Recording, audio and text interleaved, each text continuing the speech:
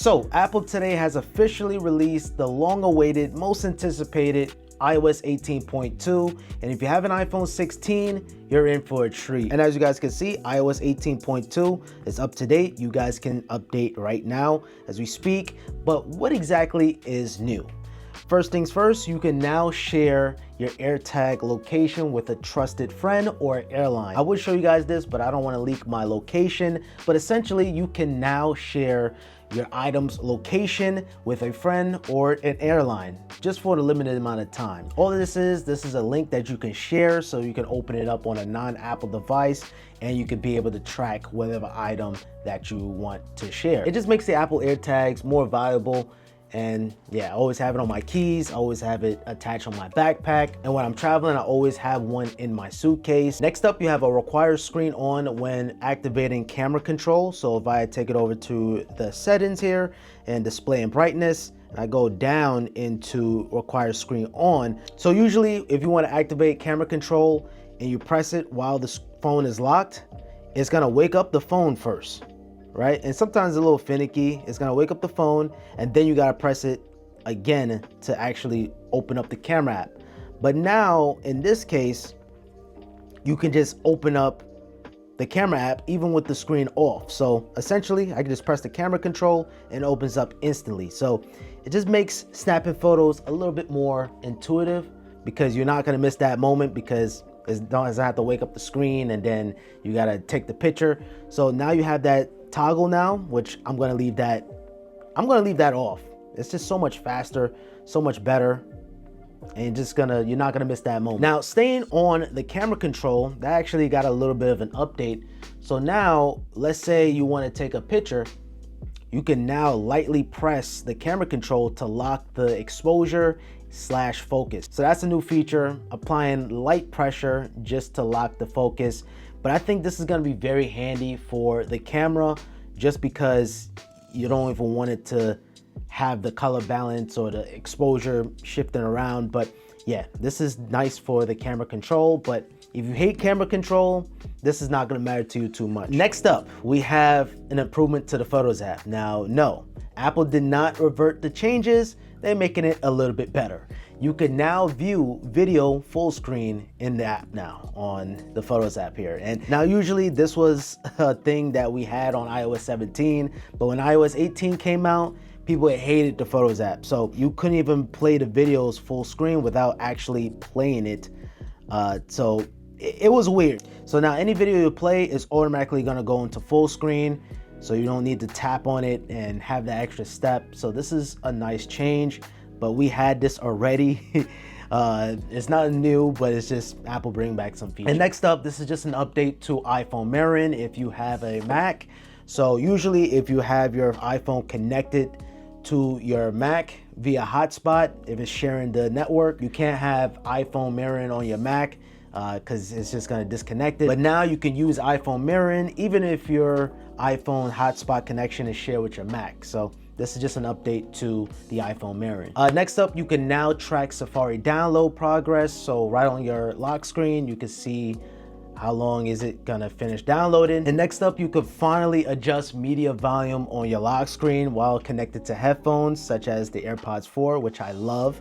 So you guys can see it bring back that volume slider that we know and love.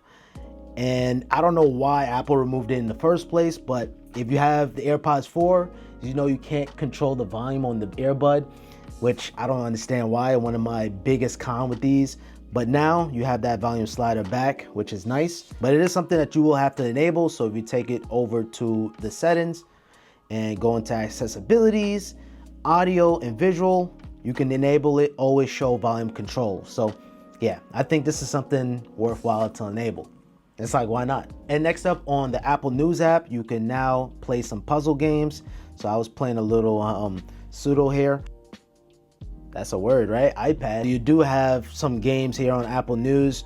So it's kind of remind me of like those newspaper where you have like the little games on the side. So that's pretty cool. Pretty neat little feature there. And next up, you can easily manage your default apps. So I cannot believe Apple is still allowing this, but here we are. So now you can have your default mail app. So in this case, you can have Apple Mail, Gmail, or even Spark.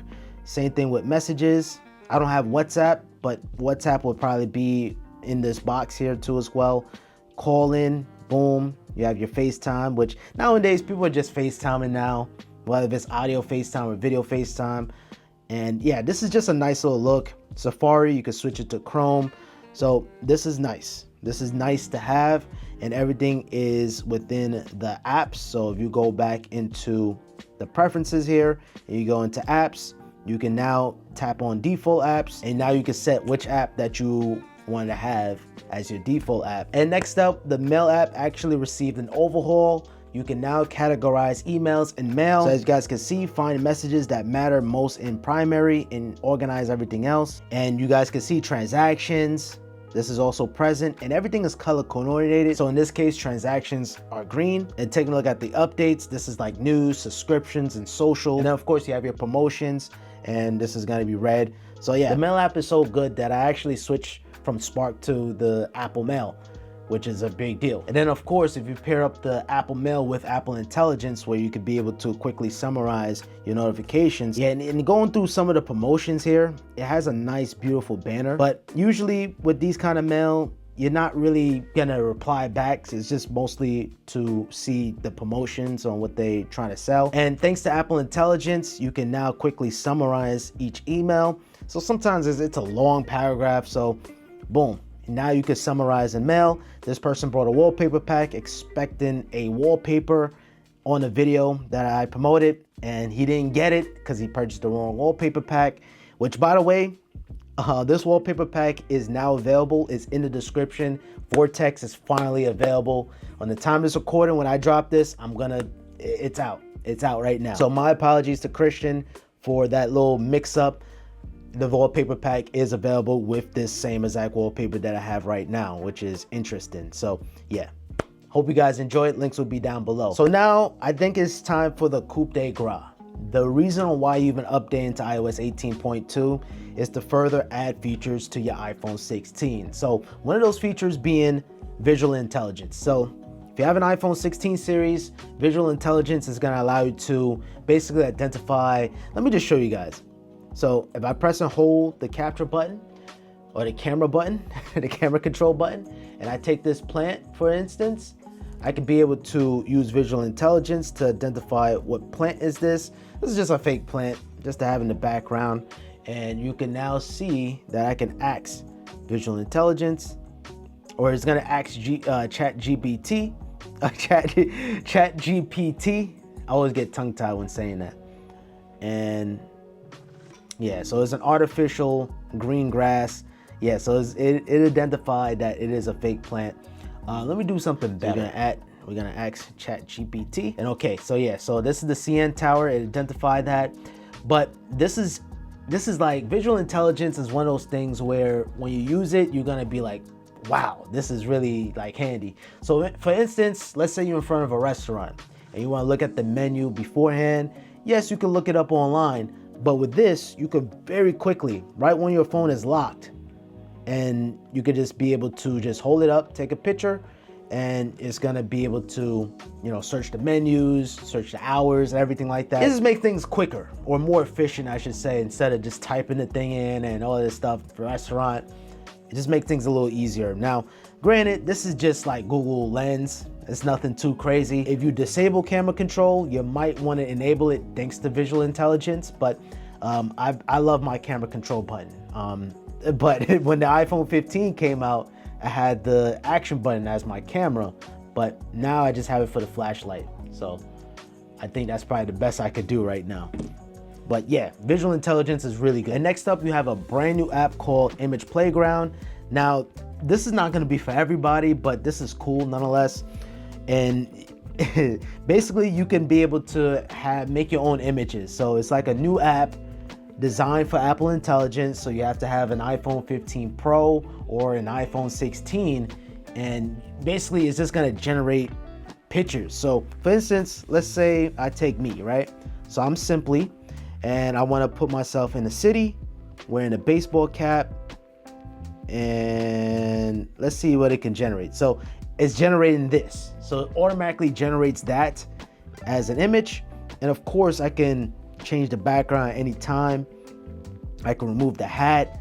So essentially you could take anybody from the camera roll app, and it's gonna cartoon it. So let me know down in the comments down below, do I look like this, or it looks funny, right? Like my eyes are off, but this is hilarious. This is hilarious. So I found myself like being on this app for a little while, just scanning my friends and stuff like that. And some of them, they look spot on. They look spot on, but some of them look a little weird. I don't want to put anybody on blast. Let's see. Let's